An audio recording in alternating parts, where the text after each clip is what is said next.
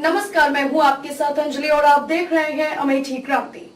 तो चलिए शुरुआत करते हैं आज की प्रमुख खबर से।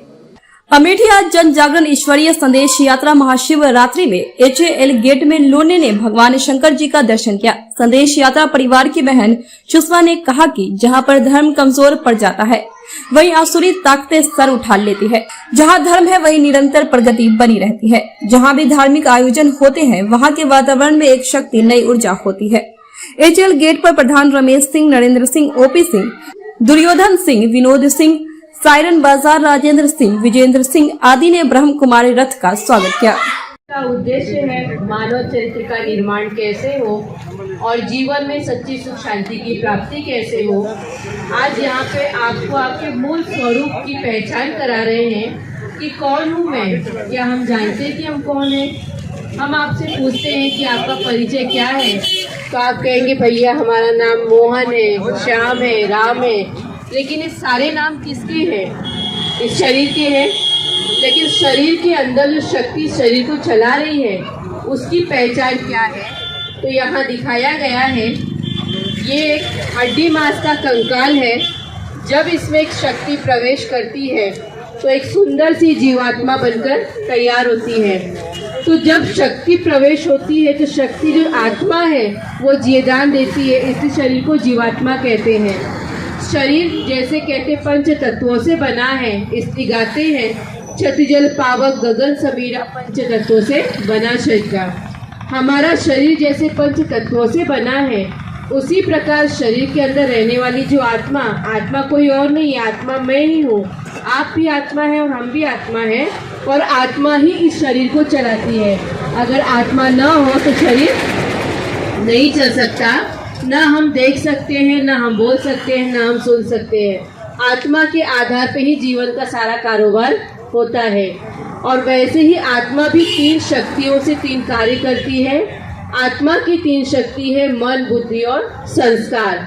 आत्मा मन के द्वारा सोचती है, बुद्धि के द्वारा निर्णय लेती है, और निर्णय के आधार पे हम जो भी कर्म करते हैं वो कर्म हमारे संस्कार बन जाते हैं। आत्मा अति सूक्ष्म ज्योति बिंदु स्वरूप है। आत्मा अजर अमर अविनाशी है। शरीर का मृत्यु होता है पर आत्मा का मृत्यु नहीं होता है। आत्मा एक चैतन्य शक्ति है। मैं आत्मा हूँ। जब मैं इस शरीर में आती हूँ तो मुझे नाम, भाषा, जात, धर्म की पहचान होती है। वास्तविकता ये है कि आत्मा का कोई धर्म और मजहब नहीं होता है। दूसरे चित्र में दिखाया गया है कि मैं आई कहाँ से हूँ। वास्तविक मेरा असली घर कहाँ है, मेरे असली माता पिता कौन है। तो 3 लोग दिखाए गए हैं, साकार मनुष्य लोक, सूक्ष्म लोक और ब्रह्म लोक। साकार मनुष्य लोक में हम सभी मनुष्य आत्मा रहते हैं जो अपना अपना रोल अदा कर रहे हैं।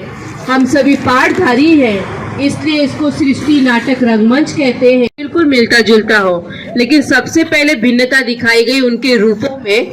शिव को कहा गया निराकार। आज ज्योतिर्लिंगम की प्रतिमा भी या तो अंडाकार होता है या निराकार होता है। वैसे ही शंकर को आकारी देवता कहा गया।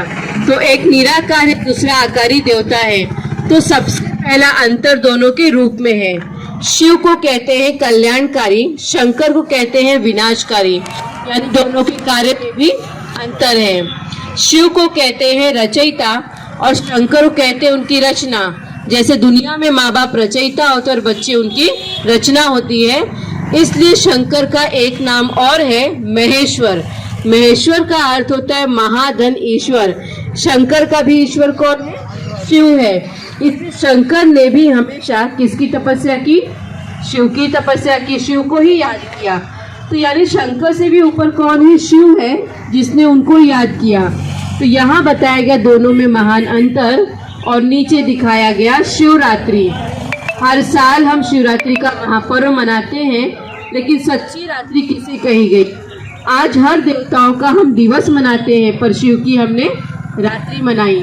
तो गीता में लिखा गया है, यदा यदा ही धर्मस्य ग्लानि। खबरों में अब तक के लिए बस इतना ही। मिलते हैं फिर ऐसी ही बड़ी खबर के साथ। तब तक के लिए नमस्कार और देखते रहिए अमेठी क्रांति।